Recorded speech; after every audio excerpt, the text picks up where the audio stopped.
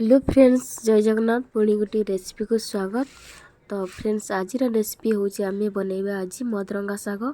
एटा को बर्तमान मार्केट आनी बाछी सारू नाड़ सहित ये आसला बहुत टेस्टी लगे साग। तो बर्तमान या आम भल भाव धोई नवा बहुत बाली लगी। फ्रेंड्स धोई सारापर ये आम कड़े आमर गरम हो गला पूर्व कड़े बसई नहीं। फ्रेंड्स ये आम कि तेल एवं तेल गरम हेले सोरिष पकई नवा। तापर ये दुई रु तीन आलू काटी नहीं। तापर ये आम आलू को भल फ्राए कर नवा। तापर फ्रेंड्स या आम किसी समय छाड़ीदेवा सीझापी।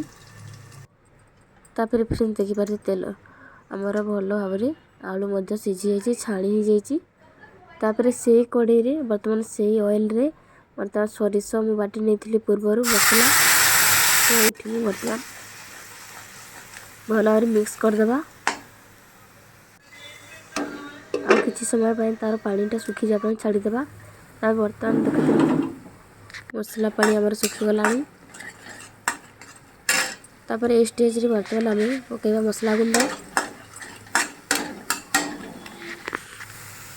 ये चिली पाउडर, मसला गुंड, गरम मसला और हलदी पाउडर एवं किसी धनिया गुंड पकई। तापर या भल भाव मिक्स करदे सोरिष सहित। मिक्स होगापर आमर सोरिष बटा मसला जोटा थिला से मसला को बर्तमान पानी को पकई नवा। तापर फुटीगला ये किसी टमाटो नहीं छोट टमाटो गोटे। तापर अल्प लुण नहीं। तापर फ्रेंड्स या आम गोटे मिनिट छाड़ीदेवा। तापर गोटे मिनिट हो सारा देखिपारे मसलार क्वांटिटी भल मिक्स देवा आउ थे। तापर फ्रेंड्स या आम रखी आलू को पकई नवा।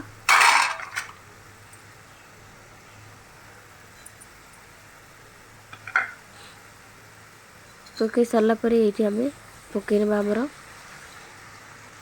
साग अल्प टी लुण देती। तापर या भल भाव मिक्स करदेवा।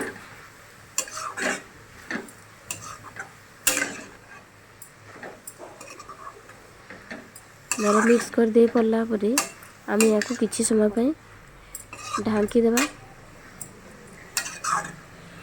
ढांकी देला ये आम ऑटोमेटिक बांफरे किसी समय सीझी सहीटा और अधिक सीझे तार टेस्ट कम हो। अल्प टे सीझा गोटे मिनिट 2 मिनिट। तापर देखिए गोटे 2 मिनिट पर पानी आम पलि आसला सागर पानी टे बाहरी पड़ा। तापर फ्रेंड्स स्टेज बर्तमान आम या भल भाव मिक्स करदेवा साग को। देखिए आलू भी भल भाव सीझी जाइए आउ बेसी समय आम सीझेबानी। तापर फ्रेंड्स देखिपारे साग केमती देखा जाउची। बर्तमान साग को आम बर्तमान प्लेट रे या काढ़ी नवा। गरमा गरम साग देखिपारे ये मदरंगा साग निहाती थरे करेंगे बहुत टेस्टी बहुत स्वादिष्ट लगे। आमती वर्षा दिन बहुत सारा जगार होता है मदरंगा साग। तो वीडियो टी भल लगी निश्चय लाइक करी। रही जय जगन्नाथ।